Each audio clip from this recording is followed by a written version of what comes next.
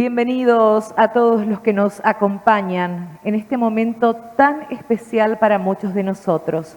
Hoy queremos compartir junto a toda la comunidad curuzucuateña y a quienes pueda alcanzar a través de la virtualidad la presentación de este libro denominado Ñanderecó Tupao, nuestro modo de ser iglesia.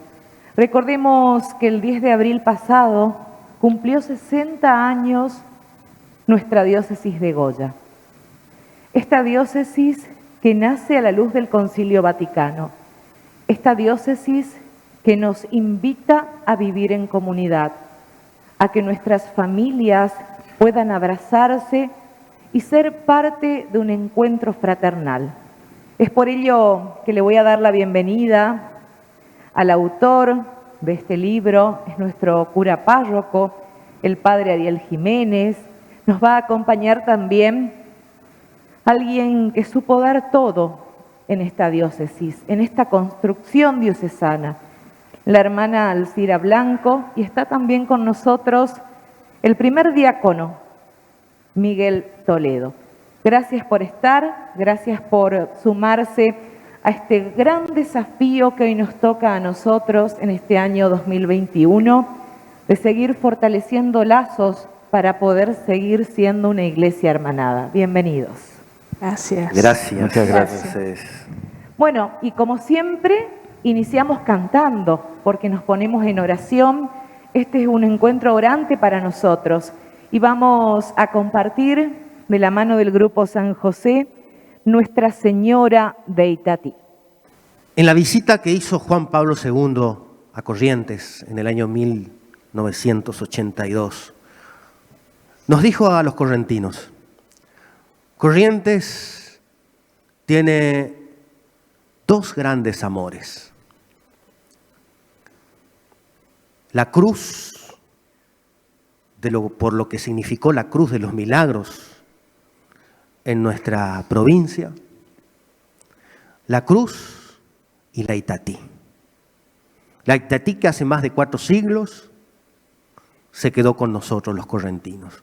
La María, la Madre de Jesús, la misma.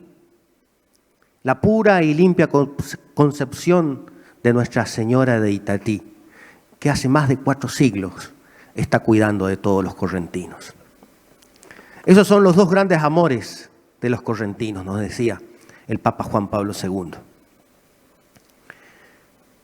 Con la creación de nuestra diócesis allá en 1961, Monseñor Devoto, nuestro primer obispo, se da cuenta de este gran amor de nosotros los correntinos, a nuestra Madre y a la cruz de Jesús nuestro Salvador. Entonces en 1962 pide permiso al Papa, pide la autorización al Papa Juan XXIII de nombrar a la pura y limpia concepción de Nuestra Señora de Itatí como patrona de la diócesis de Goya. Existencia clamando misericordia, convergen en tu sagrado pedestal. Purifica tu presencia inmaculada, florecida de luz de eternidad. Deslumbran subconscientes adormecidos.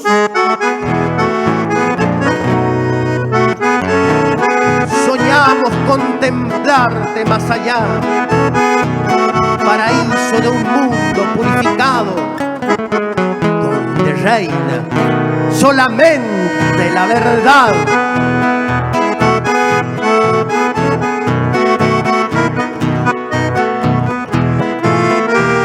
Nuestra Señora de Itatí, de belleza incomparable, en tu mundo inigualable, todo es pureza y piedad. En tus ojos hay bondad, en tu imagen hay dulzor, que iluminan su esplendor hacia la eternidad. Hasta aquí llega a implorar que me impartas bendición y de rodillas pedir felicidad y perdón. una promesa ofrecí y recé fervientemente como un hijo creyente de tu santa religión. Escalón de tierra que se gasta, porque clama el tiempo por vivir, pero tú quedarás por siempre inmortalizada, mi abogada, madrecita, virgencita de Itatí. Oh virgencita de Itatí, consuelo de peregrinos que cruzando los caminos van rezando sin cesar en los hogares humildes o en el más preciado altar. Te veneran siempre igual con la tierna devoción. Hasta aquí llega a implorar que me impartas bendición y de rodillas pedir felicidad y perdón. Una promesa ofrecí y recé fervientemente como un hijo creyente de tu santa religión.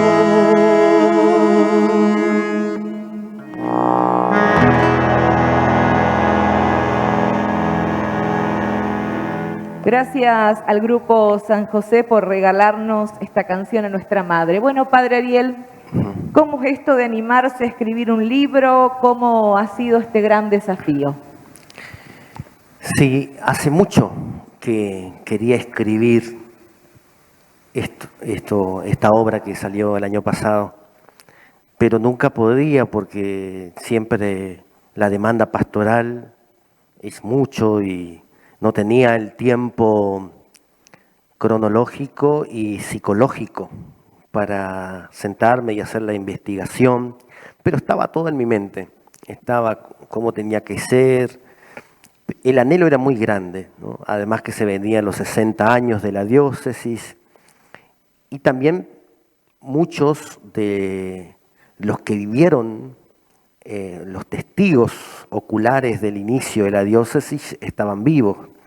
El padre Julián Cini, con quien tuve una charla sobre la diócesis, sobre el libro particularmente, desde marzo del año pasado hasta 2 semanas antes de su muerte. Una charla asidua, fue una de las fuentes principales.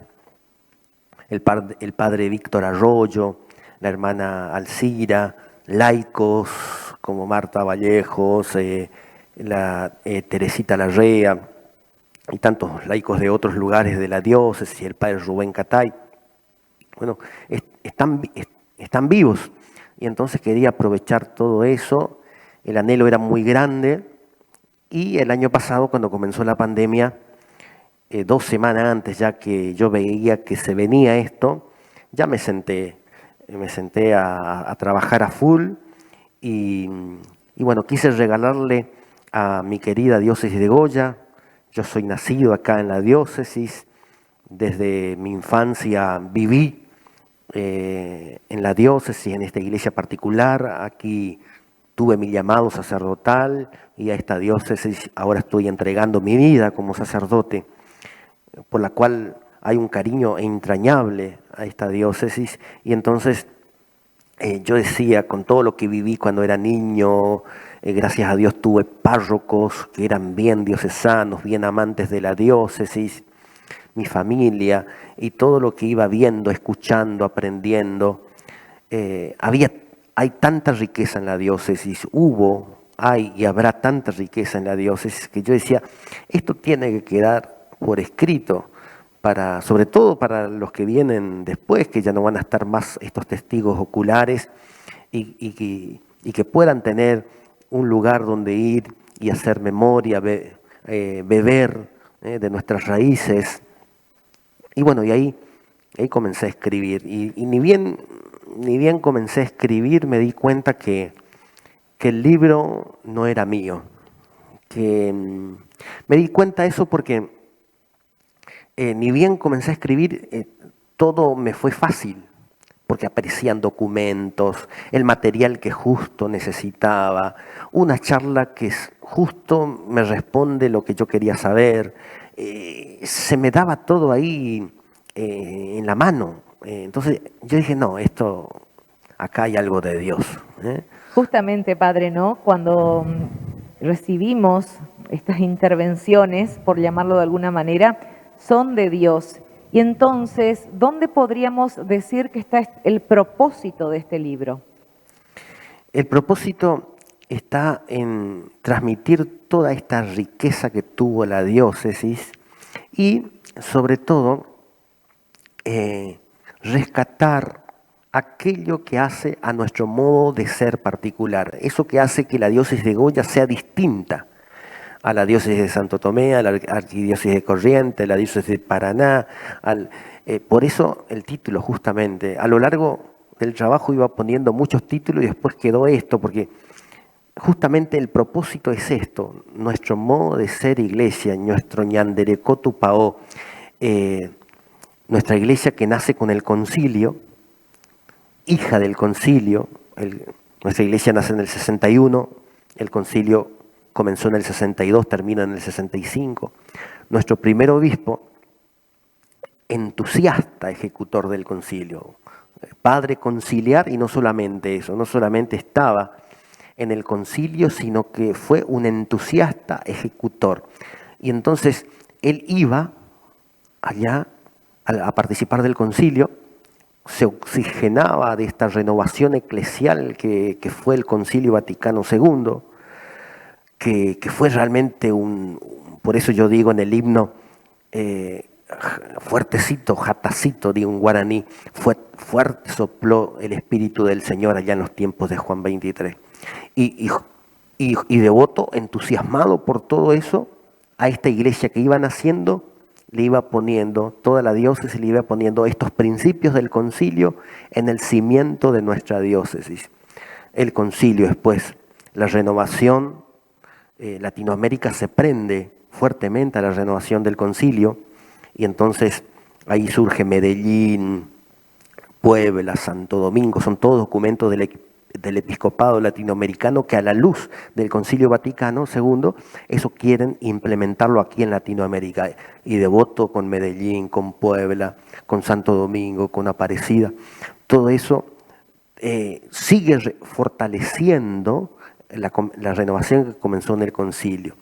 Y después, aquí en la región del NEA, fue el primer, aquí el NEA tuvo el primer equipo de pastoral en todo el país, impulsado por los obispos de acá del Nordeste, entre ellos, por supuesto, Devoto. Y entre ese discernimiento comunitario de una manera sinodal en el NEA, lo aplicaban más a nuestra cultura, el Concilio Vaticano II. Entonces, el concilio, la renovación de Latinoamérica, la región pastoral del NEA, lo digo ahí en el libro, son como el ADN de nuestra diócesis de Goya. Eso configuró una personalidad particular que tenemos nosotros. Y esa personalidad después lo voy desarrollando a lo largo. Justamente, ¿no? Nuestra diócesis, y el libro lo demuestra, en esta personalidad que usted dice, yo también lo llevo, identidad, una identidad propia. Si tuviera que elegir, Padre Ariel, 2 o 3 palabras para definir esa identidad, ¿cuáles serían? Comunión,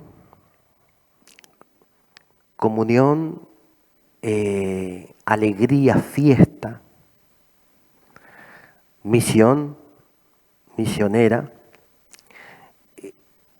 un gran amor a la cruz, a María de Itatí, los santos, los difuntos. Yo creo que ahí está la síntesis. Nuestra diócesis es muy fiestera. Eso no lo encontrás en cualquier lugar, ¿eh? No lo encontrás en cualquier lugar. ¿Y por qué? Porque hace a nuestro ñanderecó. Entonces, el libro habla prácticamente del 61 hasta el 2015, pero nuestro ñanderecó no comienza en el 61, nuestro modo de ser, viene mucho más de atrás de las misiones jesuíticas.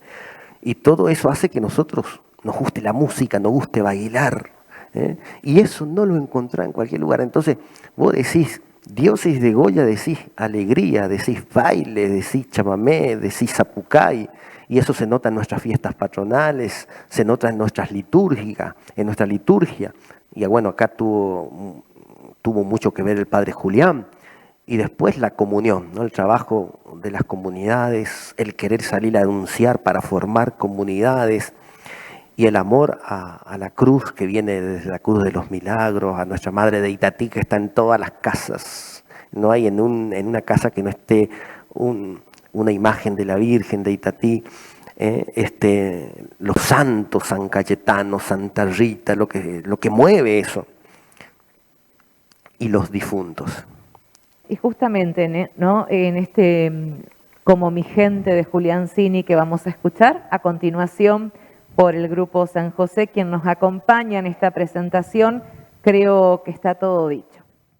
En el libro Ñanderecó Tupao, miro la diócesis de Goya desde 1961 hasta el 2015. Claro, Ñanderecó Tupao significa nuestro modo de ser iglesia. Pero nuestro modo de ser iglesia no comienza en 1961 y termina en el 2015. Este modo de ser que tenemos los correntinos viene desde allá, desde Imaguaré, viene desde muy lejos. Entonces, algo tenía que decir para enganchar con 1961, donde está toda la fuerza del trabajo. Porque el ñanderecó, nuestro modo de ser, no comienza ahí. Heredamos un tesoro. Por eso el padre Julián Cini dice, en nuestra sangre corre la fe de las misiones. Nuestro modo de ser iglesia viene de esta fe que se fue amasando en las misiones jesuíticas, franciscanas, y que después nosotros aquí en la diócesis de Goya tuvimos el gran desafío de asumir ese tesoro. En la iglesia eso se llama el desafío de la inculturación. Así como Jesús se encarnó, la evangelización de la iglesia es permanente, la evangelización de la iglesia cada vez permanentemente tiene que inculturarse, tiene que tomar la cultura de su pueblo para que a través de ese canal pueda llegar al corazón de nuestro pueblo el mensaje de Jesús. Y este modo de ser nuestro fue estudiado. Un gran estudioso de ese modo de ser que tiene el correntino es el padre Julián Cini, que nos dejó muchos temas donde nos muestran este ñanderecó, este modo de ser que tiene el correntino. Y nuestra diócesis de Goya ha tratado de asumir ese modo de ser, asumir la cultura para poder llegar al corazón de su gente con el Evangelio. Por eso vamos a describir un poco ese ñanderecó, ese modo de ser que tiene el correntino. Y por eso el padre Julián decía, por esas cosas de mirar mi sombra, de estudiarme la traza y con amor, de empezar a pensar en mis raíces, me entran ganas nomás de ser quien soy.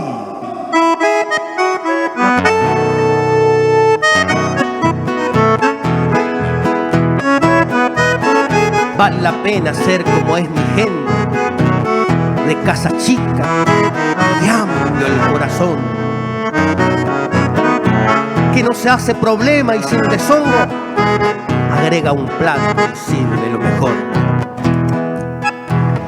La del hermoso oficio de brindarse, para quien servir es obligación.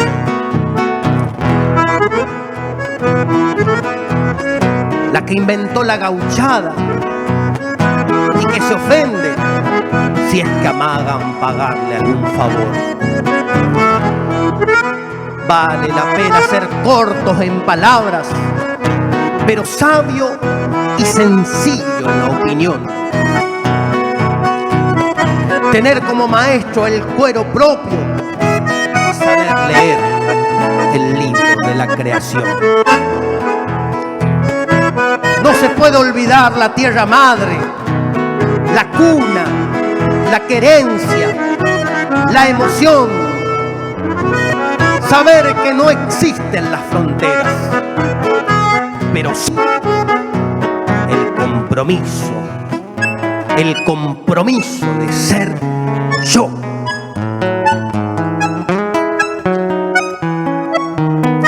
No es posible que siendo lo que somos tengamos que arrendar el corazón y vivir de prestado y con temor.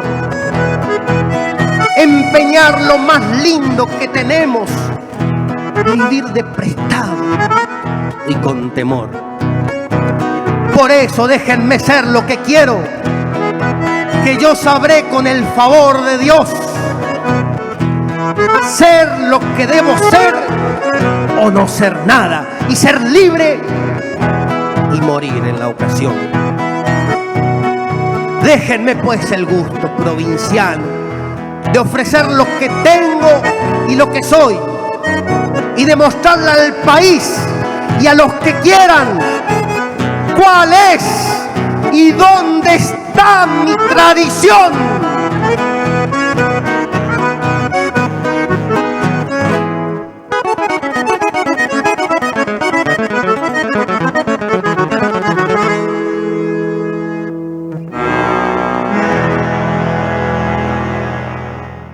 Como mi gente lo vas a encontrar en el caminar diario de tu vida. Y un testimonio vivo del nacimiento, el desarrollo, la construcción, el crecimiento de la diócesis es nuestra querida hermana Alcira Blanco. Gracias, hermana. Bienvenida nuevamente. Bueno, gracias a vos. Bueno, yo la traje más que nada, o la trajimos en realidad para que usted nos dé este formato de presentación tal cual es, ¿no? Porque usted lo sabe hacer muy bien. ¿Cómo encontró este libro, su estructura? ¿Con qué se va a encontrar el lector, ¿no? A la hora de acercarse a él. Sí. Yo quiero de algún modo ayudar a que la gente cuando lea valore lo que es el libro. Todo lo que ha costado al padre escribir, él dijo, y yo cito acá, por eso no es que haga una ficha técnica, pero creo que por respeto al padre, al contenido del libro, tengo que aclarar algunas cosas. El libro tiene 9 capítulos, que ya lo vamos a desarrollar. La presentación, como cualquier otra obra, está a cargo de Monseñor Adolfo Ramón Canesín, nuestro obispo. El prólogo, escrito por Monseñor Ángel José Macín, obispo de Reconquista, señala acertadamente que el libro no es ni un manual de historia ni un estudio sobre el Vaticano II, sino más bien un ensayo histórico pastoral. Destaca la correlación entre ese gran acontecimiento eclesial, que fue el Vaticano II, y el caminar histórico de nuestra iglesia particular, hecho no fortuito, sino sabiamente puesto en marcha por el obispo devoto y sus sacerdotes. Luego sigue la introducción, en la que el padre Ariel da un pantallazo del contenido de su obra, como para guiarnos consciente y fructuosamente en la lectura de sus páginas, algo que ya adelantó aquí. Cabe destacar que al final del libro, de las páginas 173 a 175, encontramos fuentes orales, entrevistas realizadas por el autor, que eso le ha significado tiempo, buscar oportunidades para que los entrevistados pudieran recibirlos y contestar. Fuentes inéditas, que son documentos del obispado y trabajos de investigación del padre. Fuentes editadas, artículos periodísticos relacionados con la vida de la Iglesia argentina y referidos de algún modo a la diócesis y su caminar. Se incluyen además poemas y canciones del padre Julián Cini. La bibliografía, que es sumamente abundante, con documentos del magisterio de la Iglesia, del Vaticano II, de la Conferencia Episcopal Argentina, trabajos destacados de laicos sobre la misión y guía certera de Monseñor Devoto, aspectos significativos de la vida diocesana en su andar a través de los años. Por ejemplo, las ligas agrarias en el NEA, que fue un hecho único, me parece, en el país. La opción por los pobres de los obispos que siguieron al Vaticano II, entre ellos nuestro propio obispo. El canto religioso propio de nuestra cultura. El estilo del padre. Es sencillo, claro, objetivo, conciso y motivador. Y he pensado mucho estas palabras, porque vos le preguntaste al padre cuál había sido el propósito. Entonces yo digo, está bien lo que yo he puesto, porque responden a la motivación de él. Las citas que incluye al pie de página nos remiten a los documentos consultados, quizás algunos desconocidos por nosotros, por lo menos por mí.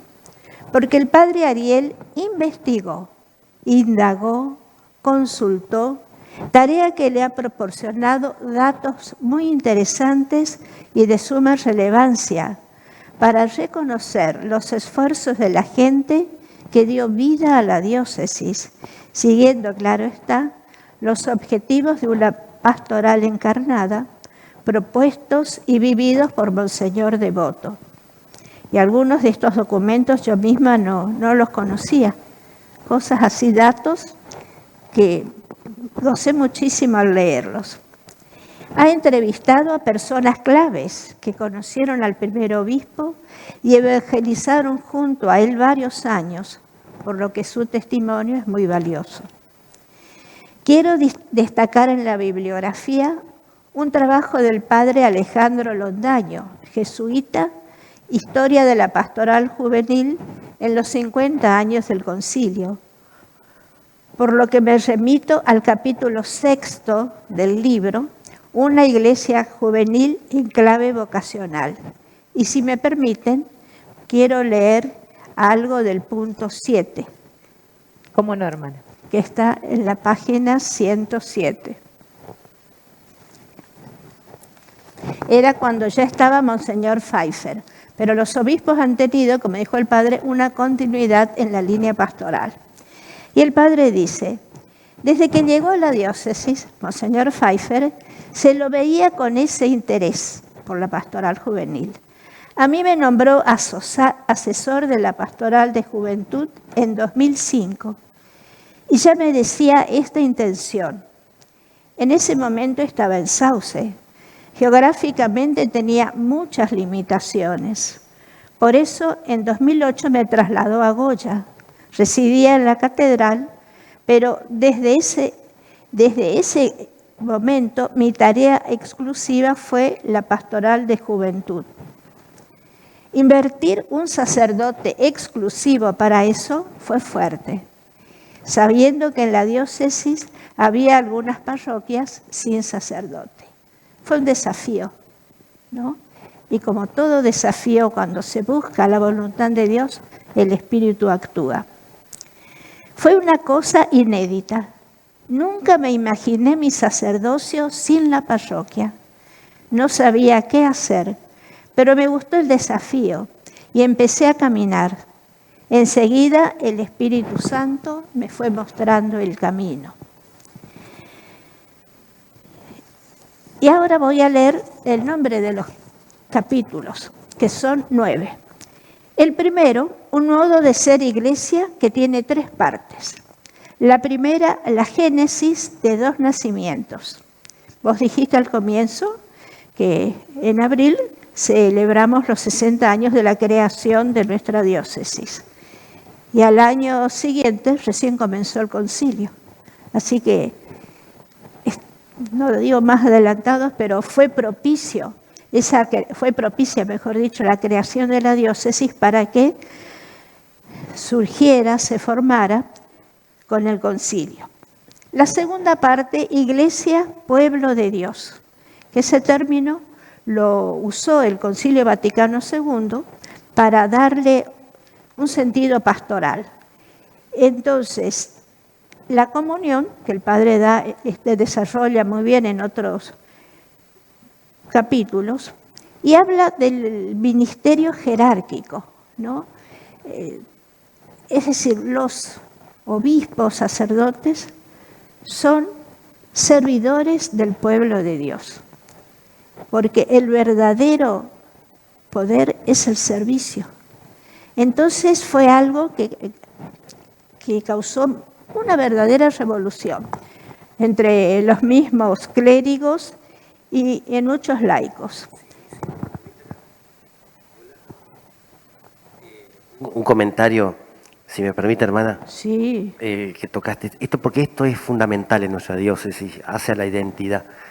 El Concilio Vaticano II dice que la Iglesia es pueblo de Dios. Fue una revolución eso. Y yo me acuerdo que eso lo mamé acá. Y cuando me fui al seminario, no pensaba que a la Iglesia se lo definía como cuerpo de Cristo, sacramento universal de salvación. Yo sabía que era pueblo de Dios. Y entonces todo se estructuró la diócesis en torno a eso. Entonces también la jerarquía era parte del pueblo de Dios, no como una cosa que está arriba, sino era sacado del pueblo de Dios para el pueblo de Dios, con el pueblo de Dios, ¿no? Eso fue, y por eso entonces surgen las estructuras de consejos pastorales, el consejo presbiteral. Bueno, eso, gracias, perdón. Sí, no, está bien, porque entonces me ahorran las palabras. Y junto a este sentido de la jerarquía que tiene que pastorear, se dio protagonismo a los laicos. Los laicos no eran los que hacían lo que ordenaban los sacerdotes, sino que dentro del pueblo de Dios tienen su propia identidad, su propia misión y su propio carisma.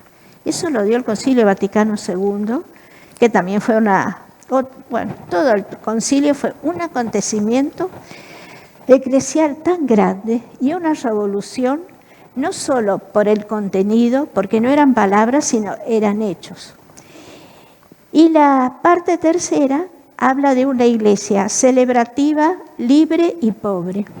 El Padre habló sobre las celebraciones, los festivas que son nuestras liturgias, todo encuentro.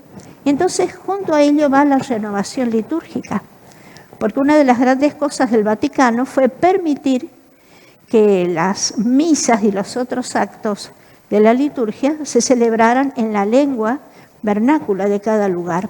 E incluso más, hay un número pero chiquito, son 2 renglones, donde dicen que se permiten instrumentos propios del lugar. Y aunque parezca mentira, yo no hago comparaciones, sino una constatación de que lamentablemente hay diócesis donde no se permite el uso de la guitarra, y menos del bandoneón. Entonces, como que el concilio no les llegó. Entonces, la renovación litúrgica fue algo tan importante que iglesia celebrativa, eso era lo que quería decir. La reforma litúrgica del concilio va mucho más allá de una modificación puramente exterior. A través de los cambios de los ritos, de la simplificación de las ceremonias, del uso del idioma vernáculo, la Iglesia quiere ayudarnos a una mejor comprensión del sacrificio de la misa y sobre todo quiere facilitar nuestra participación cada vez más activa, más consciente y más fructuosa. No es ir porque tengo que cumplir, porque es un rito, escucho, a lo mejor comulgo y me voy. No, Es decir, yo pienso que estas restricciones de la pandemia pueden ayudarnos a una conversión pastoral de que, ¿qué es la misa? Yo siento que no tengo la Eucaristía, que no puedo participar. O digo, bueno, total, la miro por televisión o la escucho por radio, eso me... Es necesario darse cuenta que desde el Concilio Vaticano II ha nacido una nueva pedagogía espiritual con mucha profundidad y sustento teológico auténtico. Es decir, no es un inventatus o cosa de algunos obispos o lo que fuere. Y nuestro obispo, Monseñor Devoto, estaba en la Comisión Conciliar de Liturgia. Todas las semanas él mandaba una carta informando lo que se hacía. Y entonces los párrocos que recibían la cartita daban a las radios para que se divulgara. Es decir, que estábamos al tanto de eso. Extraordinario. Entonces ahí terminan las 3 partes del capítulo 1, un modo de ser iglesia. El capítulo 2 es el desafío de la inculturación, que creo que los chicos del grupo San José iban a cantar algo hablando de eso, porque ¿qué es inculturarse? Es meterse en el ser del otro, entenderlo, comprenderlo, aceptarlo. Justamente, hermana, si me permite, sí. En el tema que hemos compartido anteriormente como mi gente, Sí. está acorde justamente a eso que está haciendo usted referencia. Sí, sí. Y el tercer capítulo es una iglesia comunión, que fue la primera palabra que dijo el Padre cuando vos le pediste que señalara algunos términos para indicar la identidad. Comunión, que es el estar juntos. La iglesia comunión, no juntos uno al lado del otro, sino tener los mismos ideales, los mismos objetivos, el mismo espíritu de lucha. El capítulo 4, una iglesia catecumenal. ¿Y a esto a qué va? Y va la preparación de los sacramentos. Por ejemplo, años atrás, y capaz que no tan atrás en algunos lugares, dentro de la geografía argentina, cuando se preparaban a los chicos para la primera comunión, los padres decían, y bueno, ¿y cuándo van a hacer la comunión? Lo primero, la fecha. Cuando el proceso tiene que ser de ayudar a que el niño conozca a Dios. Sí que tiene que aprender la doctrina, como si enseñanzas y todo, pero Dios como el centro de su vida y que vaya madurando la fe, desarrollándola y haciéndola crecer. Entonces el niño se va a dar cuenta, esto en el caso de la comunión, puede también pasar en la confirmación, ¿verdad? También lo mismo. También. Que está, diríamos, preparado. Ellos no entienden por ahí la palabra maduro, para recibir a Jesús. Porque si no, ¿qué pasa? Hacen la comunión, van 2 o 3 domingos seguidos a misa y desaparecen. Decía Monseñor Devoto, con respecto a la catequesis, especialmente de la primera comunión, estas pautas, dice el padre, mejor dicho, buscaban evitar la improvisación debido a que las deficiencias y desviaciones de los cristianos adultos tienen su origen en una insuficiente formación de base. La reunión es un encuentro más que una clase. Entonces el catequista no es el maestro, que a veces dice, bueno, es un testigo. Educación e iniciación al silencio, porque eso me lleva a la interioridad del grupo.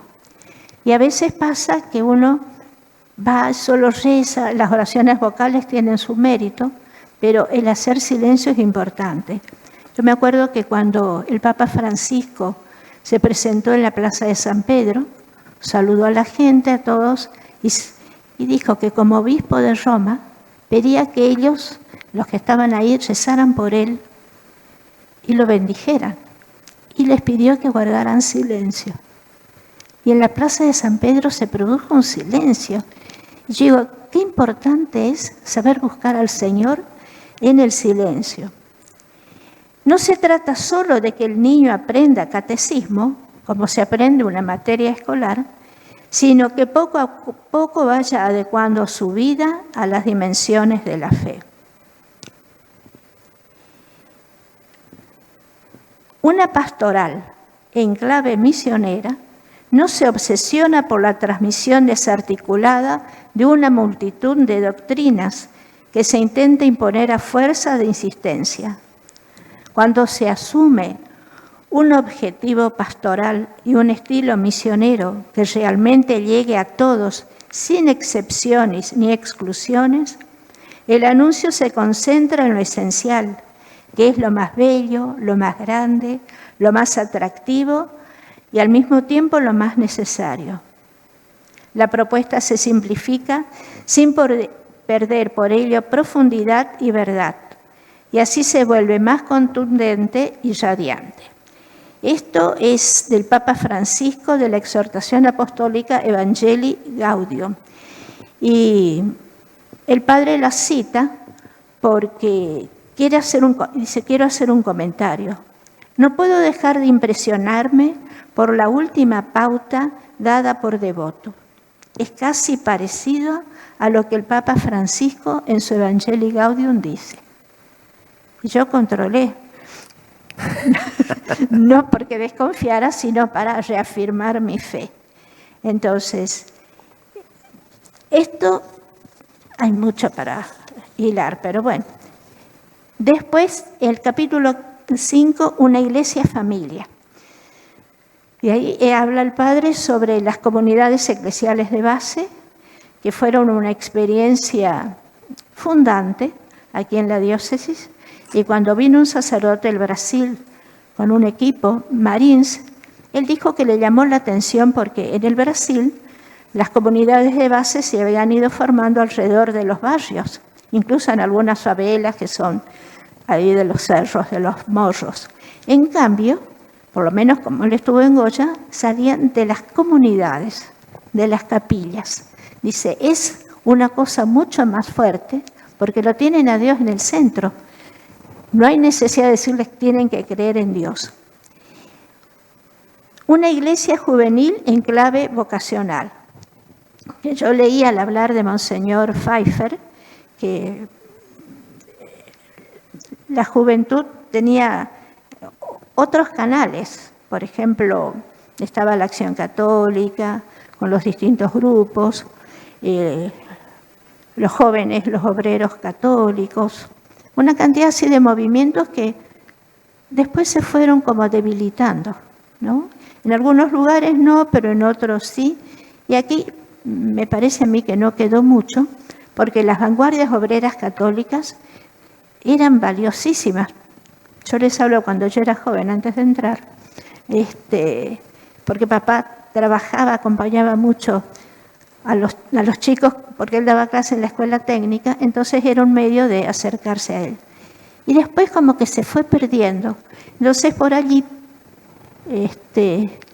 no sé si habría cómo recuperar o qué, pero la iglesia juvenil, dando fuerza, y no, porque decía el padre que había movimientos o grupos en los colegios, pero por allí eran medio cerrados, tenían sus sacerdotes, estaban muy cómodos en eso. Después, capítulo 7, una iglesia en salida. Ahí se refiere el padre a las misiones que se organizaron en la diócesis, en distintos lugares, con diferentes objetivos, cómo se trabajaba, cómo se preparaba. Incluso hay una parroquia rural, que es la de San Antonio, en Colonia Carolina, cerca de Goya. La única parroquia rural, me parece, La primera misión fue acá en Curuzú. Sí, en 1964, la gran misión de Curuzú, que fue lo que es más o menos el sustrato madre de cómo están organizadas hoy actualmente todas las capillas, ¿no? Bueno, todo eso está ahí. Sí.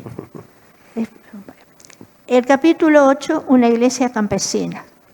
Hay mucho campo en nuestra diócesis, mucha zona rural. Entonces necesitaban ellos el apoyo, el acompañamiento de la gente y ver, como decía el padre, las devociones que tienen, ¿no? Todos tienen su altarcito y veneran a sus santos, y entonces ahí entraría la religiosidad popular, que no se la puede dejar de lado. Y una iglesia campesina que lleva a la gente a comprometerse más con su fe, porque uno va y se encuentra con la gente del campo que es tan sana, tan pura, tan... Bueno, yo hace tiempo que no voy al campo, pero bueno. Y creo que sigue siendo así, porque por los parajes de acá, cuando hacen encuentros, uno se da cuenta cómo la gente participa. Y el capítulo 9, una iglesia de testigos. Entonces ahí el testimonio de varias personas que han estado en la formación de los primeros años de la diócesis, que han sufrido persecución por su compromiso con la fe, la historia y la entrega de cada uno de ellos. Entonces, con esto yo creo que más o menos está la estructura del libro. Hermana, la verdad que me encantaría un mensaje para los que nos están escuchando, los que nos están viendo, a ver si conquistamos e invitamos a leer el libro. Bien. Ahora, yo quiero compartirles, esto lo escribí sin pensar que vos me ibas a preguntar esto, cómo he transitado la lectura y reflexión de este libro. Confieso que entré con bastante curiosidad, pero salí plenamente satisfecha. Creo que por el estilo del padre, el texto invita a ser leído hasta el final, sin interrupciones, aunque deteniéndose en algunas palabras, frases, párrafos, porque despierta gran interés ante una fuerte vivencia pastoral que llega al corazón de los lectores. Y el padre dijo, todo se me dio tan fácil que me di cuenta que era de Dios. Yo lo puse esto, también Dios me lo inspiró.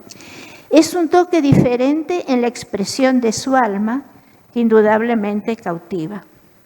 De más está la recomendación de su lectura, aunque sé que varias personas ya han leído el libro, porque nos introduce de lleno en la vida de nuestra querida diócesis. Y no sé si podría terminar esto de la estructura del libro. Sí, cómo no. Leyendo en la contratapa 2 párrafos de Monseñor Víctor Manuel Fernández, el arzobispo de La Plata. Está imperdible esto, pero leo el primero y el último. El Señor bendiga al padre Ariel Jiménez por este trabajo que ayuda a percibir uno de los rostros preciosos de la diócesis. Cada diócesis es como una perla preciosa de Cristo, una manifestación de su esposa amada, que es la Iglesia. Qué lindo que todo eso se mire a la luz del Concilio Vaticano II y que así la vida de la diócesis de Goya nos recuerde de muchas formas concretas y palpables lo que el Espíritu Santo quiso hacer a través de ese concilio. Gracias, hermana Alcira. Muchas gracias. Y como siempre afirmamos que la música es doble oración, compartimos el himno del año jubilar. Estamos cumpliendo 60 años como diócesis. Estamos en el jubileo diocesano. Y en este jubileo quise regalar a mi querida diócesis este trabajo, Ñanderecó Tupao.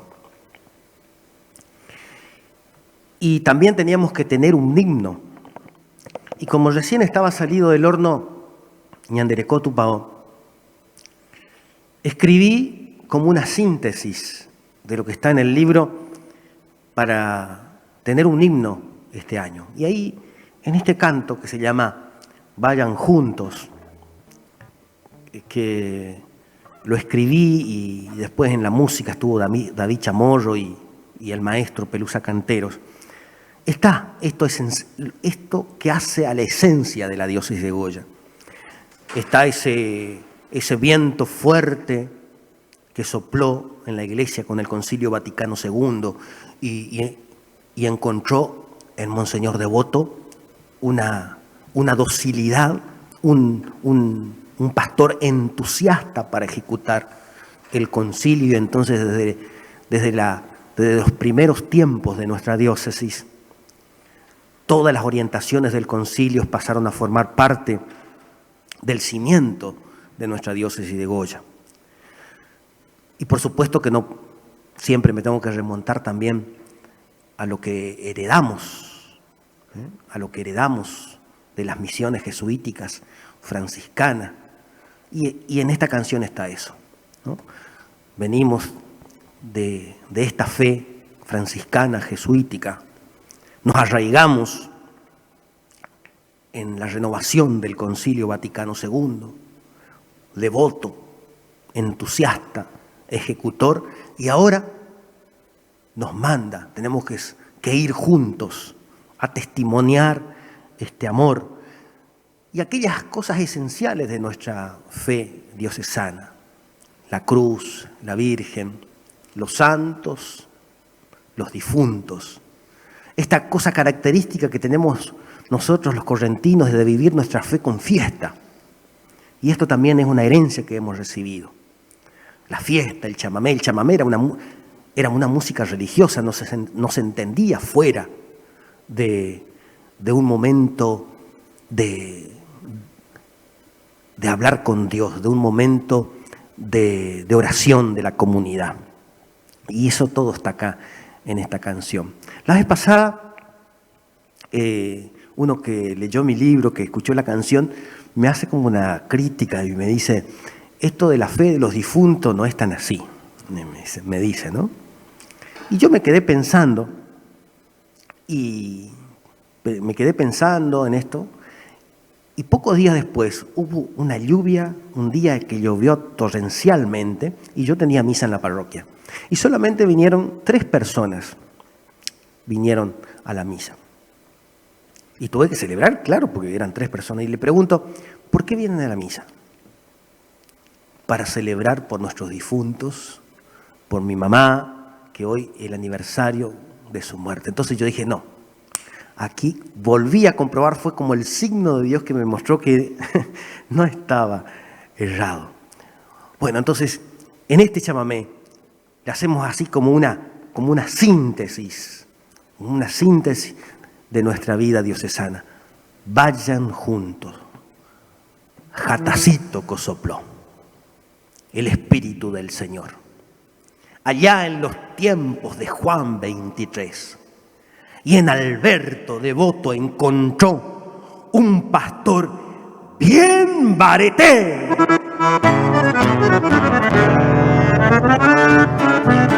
Tierra de montes naranjal, esteros, ríos, malezal, canteras, arenales, ganado, tabaco y sandial.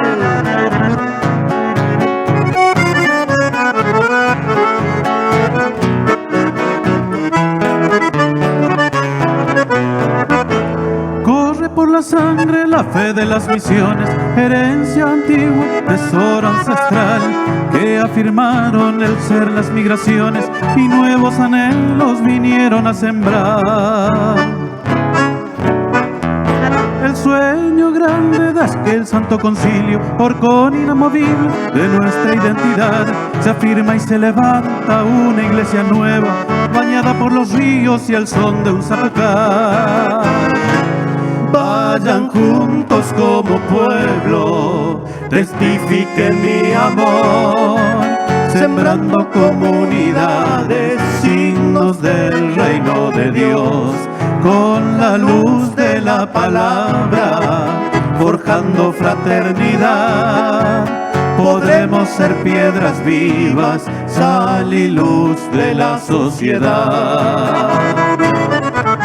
Por la gracia de Dios quedaron hermanadas Sauce, Lavalle, esquina con Curuzú, Montecaseros, Mercedes y como referencia Goya, formando un solo pueblo con rostro sinodal.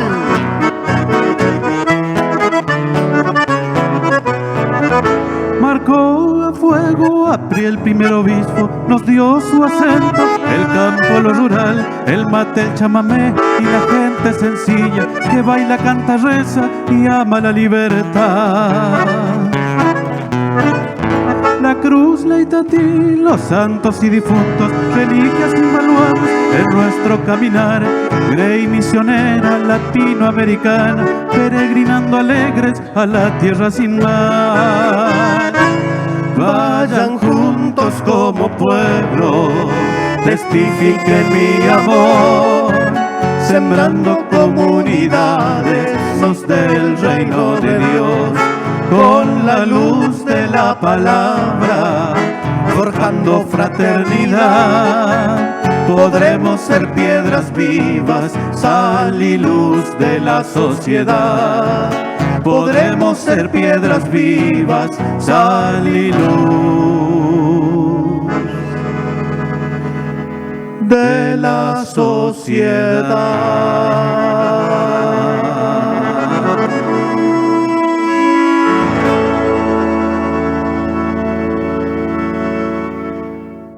Seguimos compartiendo este espacio y vamos a recibir también a quien tomó la posta, ¿no? Con toda esta renovación de la iglesia, la comunidad, esto de llevar también, ¿por qué no?, la participación de este ministerio de la diaconía. Miguel, ¿cómo estás? Gracias. Hola, muy bien, buenas tardes. Muy contento de poder acompañar al padre, también a la hermana, como diácono permanente de la diócesis de Goya. ¿Cómo comenzó? Para empezar, la diaconía es un servicio, el servidor es el diácono. Y comenzó también con el Concilio Vaticano II, ya que hasta el siglo V, siglo VI más o menos, existía la figura del diácono. Y después, por distintas razones, la iglesia se fue reorganizando y desapareció la figura del diácono permanente, es decir, diácono casado, haciendo el servicio en la iglesia. Con el Concilio Vaticano II, nuevamente se dio el tema del diaconado permanente, es decir, para personas casadas, para ejercer el ministerio de diácono precisamente permanente, porque nos puede hacer acceder al sacerdocio. Claro. Nosotros veníamos teniendo diáconos, seminaristas que caminó al sacerdocio. Después de un tiempo prudente, era ordenado sacerdote. Entonces, la iglesia quedaba solamente con los obispos y con los diáconos. Entonces, de Monseñor Devoto, como vemos también en el libro, como decía el padre, como decía la hermana, con otros obispos latinoamericanos y algunos que se sumaron de otros lugares, vieron nuevamente que era importante y necesario la figura del diácono casado, con su testimonio de vida en su trabajo, en su familia y ejerciendo el ministerio. Monseñor Devoto tenía en carpeta todo, como dice el libro, y no pudo realizar por su fallecimiento. Al asumir Monseñor Stockler y seguir la misma línea pastoral del primer obispo, entonces nuevamente puso en carpeta el diaconado permanente en la diócesis. Consultó con el Consejo Presbiteral, bueno, llegaron a un acuerdo, como quien dice, y entonces surgió la Escuela de Ministerio y Diaconado Permanente. Entonces fuimos invitados, un grupo de hombres, todos casados, todos con familia, todos con su trabajo, del cual vive la familia, y bueno, el año 1997, fuimos los primeros meses, fuimos a un encuentro, éramos como 50 personas. Se puso re contento el obispo, tantos diáconos, decían, tanta gente, tantos varones que se quieren servir en la iglesia a través del misterio diaconal. Bueno, después fuimos mermando y entonces al final, cuando comenzamos la escuela, quedamos 12 lo que comenzamos a estudiar, 12 personas, de distintas localidades de la diócesis. De acá de Gurusuguatiá éramos 2 personas. Fuimos preparándonos, algunos dejaban el primer año, no podía por distintas razones, el trabajo, sobre todo el trabajo, o sea que nosotros estudiábamos sábado a la mañana hasta domingo a mediodía, después de mediodía, para que podamos volver a almorzar el domingo con la familia. Y distinta naturaleza, al final, lo que hemos terminado, fuimos 7 personas, 7 varones. Monseñor Stockler, que también nos acompañaba con sus asignaturas, clases, tenía tanto entusiasmo y tanta esperanza y ganas de tener sus diáconos, de ordenarnos. ¿Mm? El Papa Juan Pablo II, nuestro Papa Santo, una vez que venía de Europa, fue a ver a su familia en Alemania, por el camino le dijo que tenía que ejercer el ministerio episcopal en Quilmes, que había quedado vacante. Quedamos sin obispo. Yo tuve Entonces, la posibilidad de visitarlo a Monseñor Stockler en Quilmes. Sí, sí. Y cómo extrañaba este Corrientes, y creo que conjuga con esto que dicen ustedes, ¿no? De esta fuerte identidad que tiene la diócesis de Goya, ¿no? Porque también en el libro dice el testimonio de Monseñor Stockler, cuenta el padre Ariel, de que decía, yo tengo un solo brazo en la iglesia, tengo los sacerdotes, y me faltan los diáconos. Entonces ese era el lema de él. Al asumir Monseñor Pfeiffer y a no tener experiencia en su diócesis de diaconado permanente, bueno, entonces tenía que tomar con prudencia el tema de los diáconos permanentes. Y a nosotros nos vino bien porque durante esos 2 años nos fuimos preparando más exhaustivamente para ejercer el ministerio de diaconado permanente. Entonces, Monseñor Stockler nos ordenó de lector, la segunda ordenación de acólito nos ordenó Monseñor Pfeiffer, y también nos ordenó el señor Monseñor Pfeiffer de diáconos permanentes. 6 personas nos ordenamos de diácono en la primera ordenación. 2 de Santa Lucía, 3 del departamento de Mercedes, 2 de la ciudad de Mercedes, 1 de Jofre, y bueno, yo fui el ordenado acá en Cursuguetía, el primer diácono permanente de la diócesis de Goya. Si querés, puedo Sí, hacer cómo no. un aporte más. Aquí también en el tema del diaconado se ve una continuidad en nuestra diócesis, porque Monseñor Devoto siempre quiso tener diáconos permanentes, era otra renovación del concilio, y siempre decía que quería tenerlo, y estuvo casi más de 20 años Monseñor Devoto y nunca pudo lograrlo. Bueno, él podía ejecutarlo, pero nunca pudo. Y Monseñor Stockler, a los 10 años de su ministerio, recién pudo iniciar la escuela de diaconado, la escuela de ministerio. Fíjate vos, entonces ahí se da una continuidad, no es que viene un obispo, viene Claro. el otro y borra todo lo que el otro hizo y yo empiezo a hacer una cosa nueva. Hubo una continuidad. Y después Monseñor Stockler funda la escuela, pero le forma a todos los diáconos, porque prácticamente Monseñor Stockler era prácticamente el formador, él personalmente, de los diáconos. Termina la escuela y no pudo ordenar porque lo trasladan a Quilmes, y quedaron ahí los 6 sin ordenarse. Viene Pfeiffer y continúa, ¿no? Y lo quiere... ahí en el libro también cuento, más moderadamente, acá lo voy a contar un poco más entre casas, ¿no? Lucho Adis era el padre Lucho, era el rector, y entonces antes que se vaya Stockler quería que se ordene todos los diáconos, porque no sabía qué iba a pasar con Pfeiffer, porque Pfeiffer, en su diócesis, por ejemplo, no hay diáconos permanentes. No todas las diócesis tienen diácono permanente, porque esto es una renovación del concilio, ¿no? Entonces tenía ese temor de a ver si no viene otro y no quiera.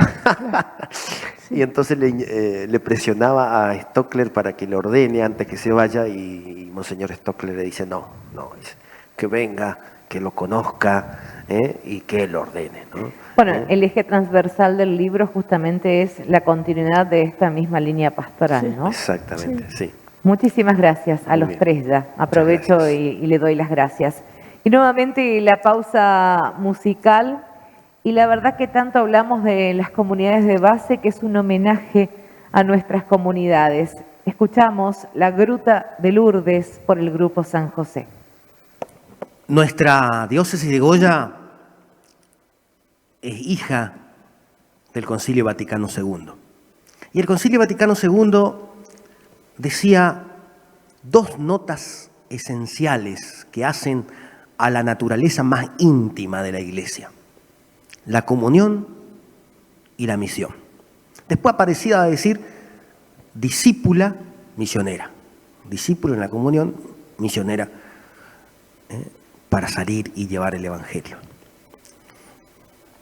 Nuestra diócesis de Goya, entonces, entusiasmado por el concilio, estas dos notas del concilio lo quiso poner en práctica enseguida. Por eso dedico 2 capítulos para mostrar esto. Un capítulo se llama Una iglesia comunión y el otro capítulo se llama Una iglesia en salida. Y en el aspecto de la comunión, de una iglesia comunión, se veía que las comunidades eclesiales de base eran la mejor manera de poder realizar y vivir una iglesia comunión.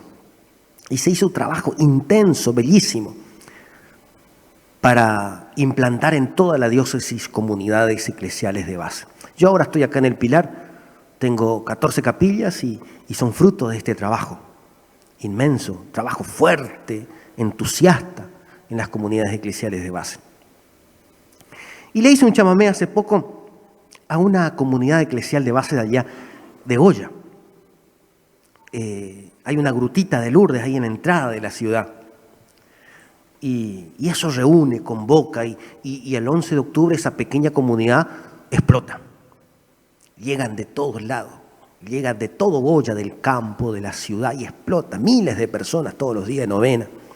Y ahí vive pegadito a la gruta doña Ramona, que el padre Norberto, mi párroco antecesor, lo puso ahí. Él era párroco ahí de San José de Goya, y lo puso encargada a doña Ramonita, encargado de la gruta.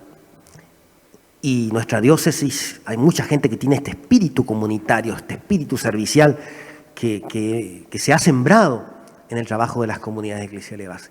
Y doña Ramonita está ahí, todo el año, como consagrada a su madre.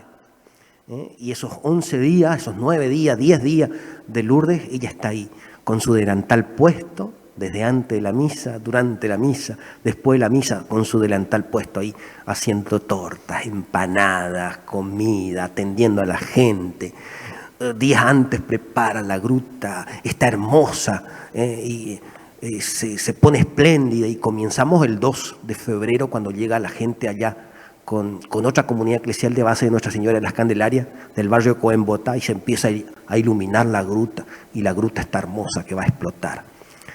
Entonces, este chamamé que lo escribí y le puso la letra un cursupateño, Aldi Balestra, para la gruta de Lourdes, que muestra esto que se vive, que se vivió y que se vive todavía en nuestra diócesis de Goya.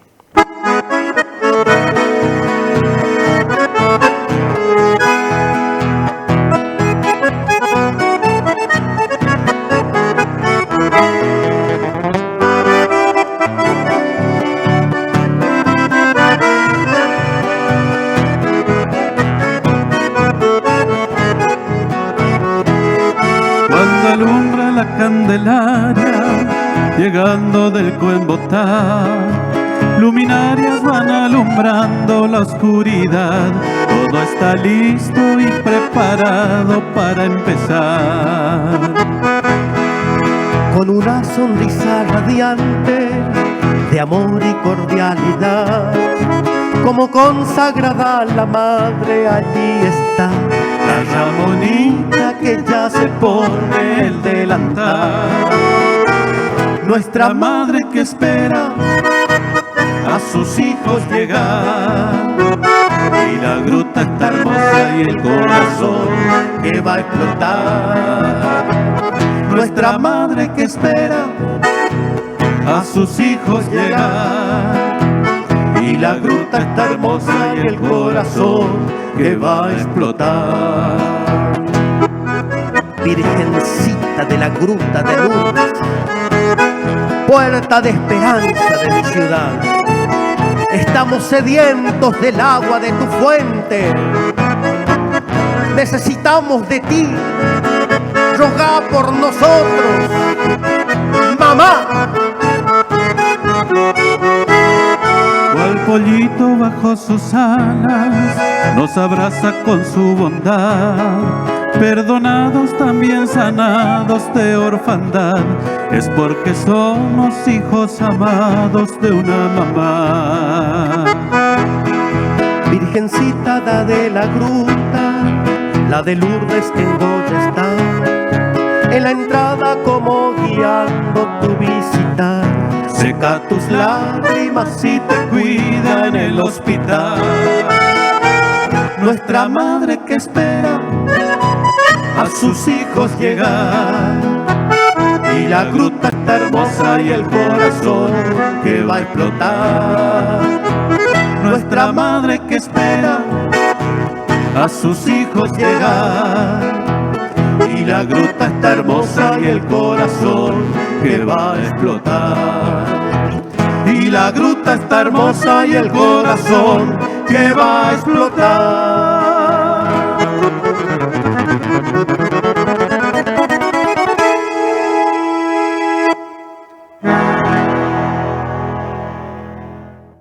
Siempre acompañándonos la música y alegrándonos. Y se suma también a este encuentro el intendente municipal de Curuzucuatiá, el doctor José Irigoyen. Gracias, José, por acompañarnos, por afirmarnos de alguna manera este sentimiento que nos une como curuzucuateños y de que somos parte viviente de la diócesis de Goya. Muchísimas gracias.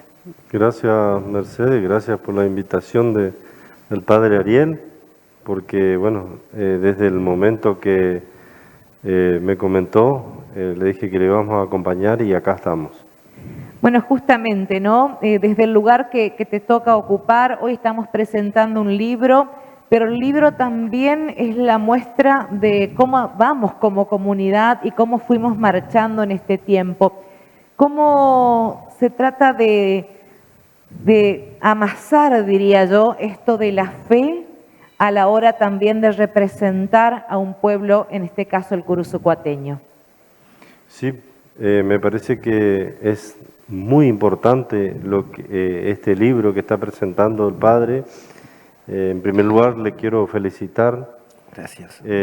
Sabemos que desde que vino el padre Ariel ha iniciado una misión donde entendemos que también representa un poco la idiosincrasia correntina y los curuzucuateños con la música, ahora con la escritura.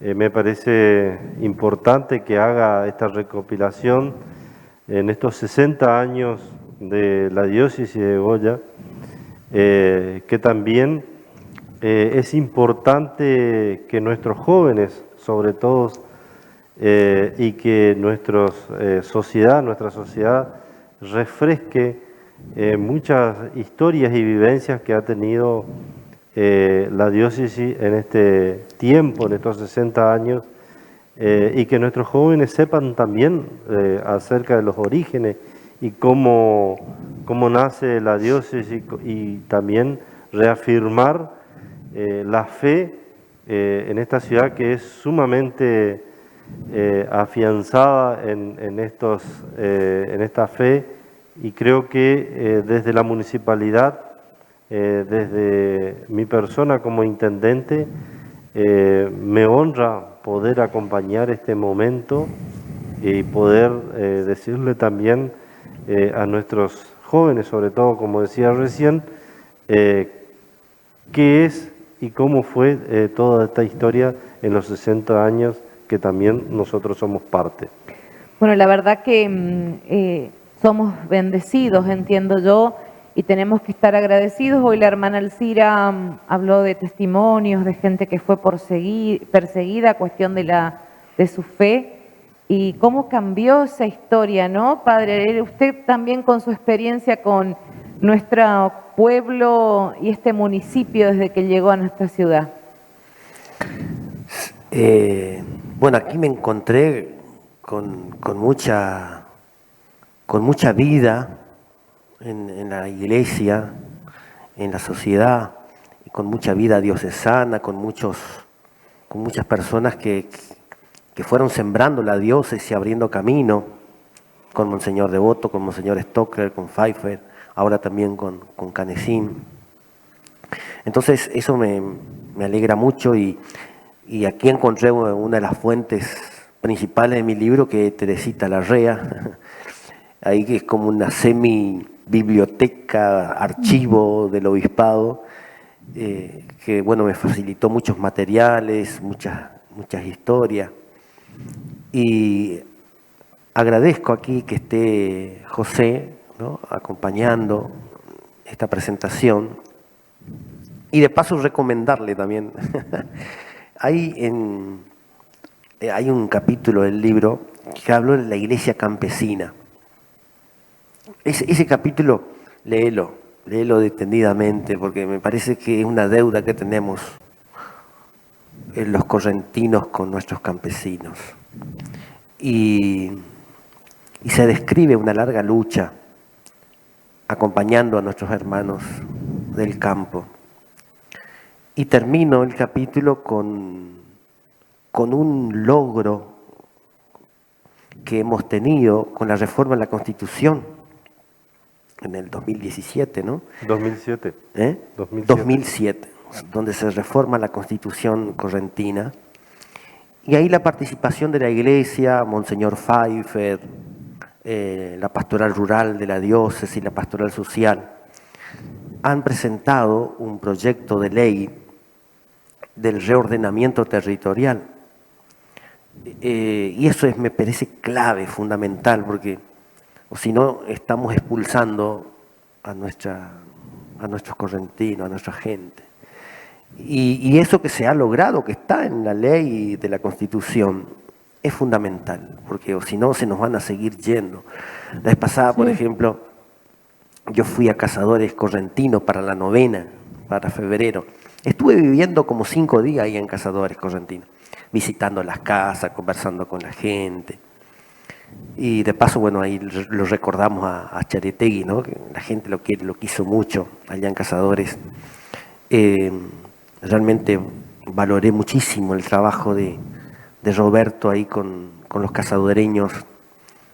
Lo lamento que no lo dije a él en vida, ¿no? Eso a veces por nosotros los curas, a veces que tenemos que ser prudentes y lamentablemente no lo pude decir en vida. Y bueno, ahí, viste, está avanzando ahí. Van a tener comisaría, tienen escuela, tienen un pequeño hospitalcito. Cazadores Correntinos, una cosa encantadora, tiene un colorcito hermoso. Pero si no le damos tierra a nuestra gente, se nos va a ir. Igual, por más que tenga todo eso, ¿no? Y entonces eso es un desafío, no un descontrol, ¿no? Al estilo, no. Porque la propiedad privada es un derecho, ¿no? Y eso también la doctrina social de la Iglesia lo dice, ¿no? La propiedad privada es un derecho, ¿no? Pero sí, de otras maneras se puede hacer, y eso me parece que políticos jóvenes, gobernantes jóvenes como vos, emprendedores que les gusta trabajar, yo tengo esperanza, ¿no? Que esto que está ahí en la Constitución no queda ahí como letra muerta, sino se pueda ejecutar. Y bueno, esto fue un trabajo lindo de Monseñor Pfeiffer y que quedó plasmado en el 2017. De paso te hago un pedido ahí sobre eso, vos que estás ahí caminando y que te empuje, que sos joven, ¿no? Y que tenés esta sensibilidad, lo noto que tenés esta sensibilidad, ¿no? Bueno. Sí, por supuesto, padre, que lo vamos a tomar, lo vamos a analizar. Y de hecho, no solo voy a leer el capítulo eso, sino voy a leer todo el libro. Bueno, pero usted le iba a salir su risa, padre, también, ¿no? Pero sabe una cosa, usted, y como hoy decíamos, son cosas de Dios cuando ocurren. José, desde que uno lo comenzó a escuchar, después se transformó en el intendente de Curuzucuatiá. A ver si no estoy equivocada, José, con esto. Siempre te vas a tu origen y siempre te vas al campo, ¿no? Y siempre esto en el mensaje justamente para llegar y abrazar a toda esa gente y darle el valor que se merecen, ¿no? Sí, justamente cuando hablaba de la tierra y del éxodo rural, que hoy uno puede recorrer muchos lugares, hijo de docente, que mi madre trabajó en varios establecimientos, entonces tengo referencias de la historia, digamos, de la cantidad de alumnos que había y lo importante que era la Iglesia Católica. Todos recordamos seguramente Mercedes, al Padre Francisco, cuando se recorrían su Citroën blanco las distintas zonas para dar la misa una vez al mes. Yo tomé la comunión en Cruz de los Milagros, o sea que tenemos historia, y hoy vemos que en escuelas que existían más de 100 alumnos y tienen 6, coincide con lo que usted dice, digamos, es un deber que tenemos que hacer, no solo como iglesia que somos todos, sino también analizar tantas extensiones de tierra, digamos, que falta trabajarla. Creo que es un trabajo, una misión, y coincido que tenemos que trabajar en conjunto para el futuro. Ahí estamos. Gracias, José, por el acompañamiento. Muchas gracias. Mercedes. Aquí estaba con nosotros el intendente José Irigoyen acompañándonos, y ya sobre el final, padre, vamos a dar los agradecimientos, ¿no? Porque creo que hay mucho por agradecer. Muchas gracias a todos que hicieron posible esta presentación, a José, a la municipalidad, a José que desde el primer momento dijo contar con nuestro apoyo para la presentación, a la directora de Cultura, Virginia, que también desde el primer momento con mucha disponibilidad y puso todo su equipo para que esto sea lo mejor posible, armó todo esto que realmente es de primer nivel, ¿no? A vos, Mercedes, también por conducir con tanto profesionalismo esta presentación, hermana, con esta presentación tan exquisita, fina que hizo, a nuestro diácono, que es testimonio vivo de los diáconos permanentes de una iglesia pueblo de Dios, obispos, sacerdotes, diáconos, consagrados, laicos, todos formando un solo pueblo de Dios, y en nuestra iglesia eso lo podemos visibilizar. Quiero agradecer también a otra curuzucuateña que me ha ayudado muchísimo en el libro, en la corrección literaria, a la licenciada Flavia Frola, a Teresita Larrea, que me ha proporcionado muchísimos materiales, a Marta Vallejos, que ya se nos fue, pero que también me ha proporcionado muchos materiales, al Grupo San José, a Julián Molina, a Pablo Melgarejo, a la dirección de prensa de la municipalidad con Ángel Rodó y su equipo. Bueno, líder, sonidista, muchísimas gracias. Gracias, padre. Bueno, las chicas San Pedro también le damos las gracias. A Carla Sara también, gracias por estar presente. Exactamente. Y gracias a Dios por permitir este encuentro y por hacernos familia, comunión, como nos enseña justamente en ese libro y en los próximos que vendrán. Bueno, gracias a todos por compartir este espacio tan importante para nosotros y una caricia al alma. Nos despedimos con el grupo San José que nos acompaña. Qué triste y qué lindo, del padre Julián Cini. Muchísimas gracias y hasta cualquier momento cuando el encuentro sea el protagonista y nos hermanemos en Dios nuestro Señor. Muchísimas gracias. El último capítulo del libro Ñandrecó tu Pavón habla de una iglesia de testigos, donde muestro la vida de muchos de nuestra iglesia diocesana que fueron perseguidos, exiliados, incluso muchos derramaron su sangre. El mismo Alberto Devoto, nuestro primer obispo, perseguido, amenazado de muerte. Y cuento todo eso en el último capítulo. Cuando termino de escribir este capítulo, que fue el segundo capítulo que terminé, pero en el libro está en el último. Cuando terminé de escribir eran más o menos las 1:30 de la mañana.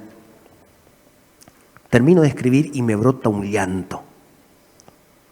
Me pongo a llorar por tanta vida entregada. Me quedé preocupado porque dije, ¿será que la cuarentena del año pasado, ¿no? ¿Será que la cuarentena no me está haciendo mal? De tanto tiempo de silencio, soledad. Y entonces me quedé preocupado y le pedí a Dios que me dé una señal. Que si ese llanto era normal de lo que estaba haciendo, que pueda dormir bien. Bueno, pude tener un hermoso sueño, dormí bien.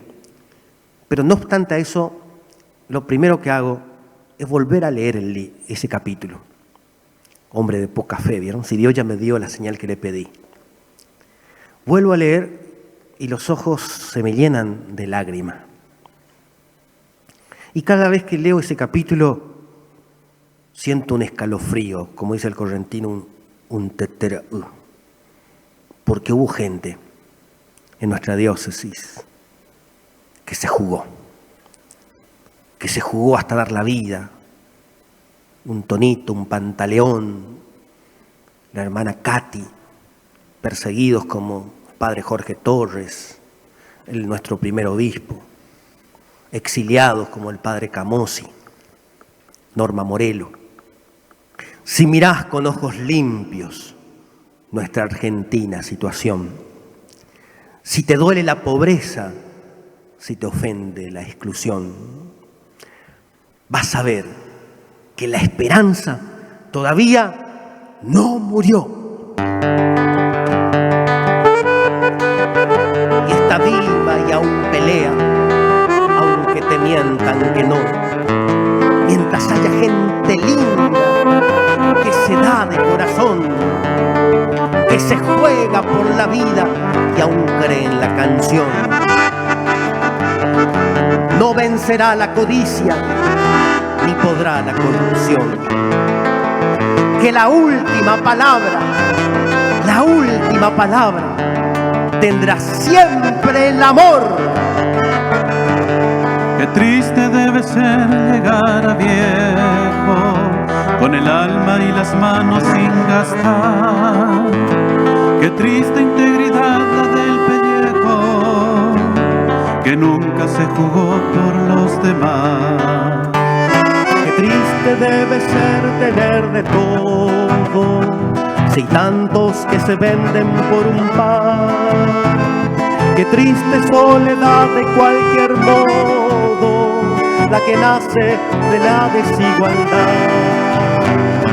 Por eso estoy aquí cantando, por eso estoy aquí soñando, por el hombre feliz, el hombre nuevo, el hombre que te debo mi país. Por el hombre feliz, el hombre nuevo, el hombre que te debo mi país. Escuchen bien, no estoy cantando en vano. Hay un pueblo latinoamericano que sueña, que baila cuando canto su ideal.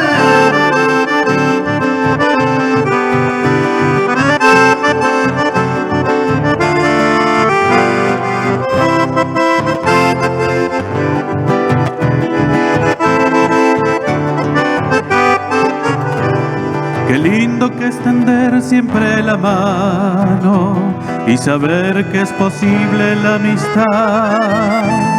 Qué lindo procurar para mi hermano lo mismo que procuro yo alcanzar. Qué lindo que es morirse con los otros, detrás de lo inhumano de un jornal. Qué lindo que es perderse en el nosotros y juntos desde el pueblo trabajar. Por eso estoy aquí cantando, por eso estoy aquí soñando con el hombre feliz, el hombre nuevo, el hombre que te debo mi país. Con el hombre feliz, el hombre nuevo, el hombre que te debo mi país.